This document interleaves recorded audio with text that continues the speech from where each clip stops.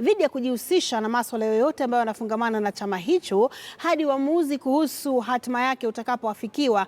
Wakizungumza baada ya kufanya kikao na kamati kuu ya KNUT, mwenyekiti Wycliffe Omuchei na naibu katibu mkuu Hesbon Otieno aidha wamemwonya Sossion dhidi ya kukanyaga katika ofisi kuu za chama hicho zilizoko kwenye jumba la KNUT hapa Nairobi.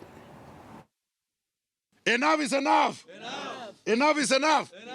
Ndugu yetu Sossion tunamwambia leo, it is not going to be business as usual. Ataona yale atawaiona kuanzia sasa. Atufanyi mchezo, atii mambo ya National Executive Council. Kuanzia leo, kama hayuko kwa register, kama registrar atarudisha jina yake kama secretary general wa chama, hasiingie kwa hii nyumba. Tumemwambia na tumwambie leo asikie. Hata serikali tumeambia polisi kwamba sisi na tumeachiri security, tumepea majina yao kwa polisi hapa ambao watachunga nyumba hii.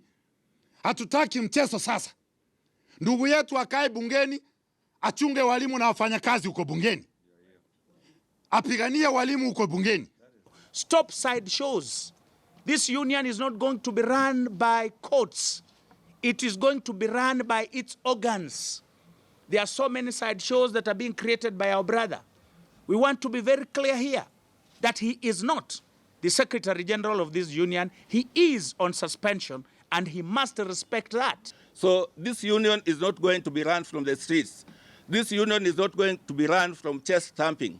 This union is going to be run through what we call cordial labor relations, where we relate with our partners, the Teacher Service Commission, we relate with our partners, the Minister of Education, we relate with all the other partners in such a way that if there is any challenge that the union has that need to be addressed, it is addressed in a cordial manner.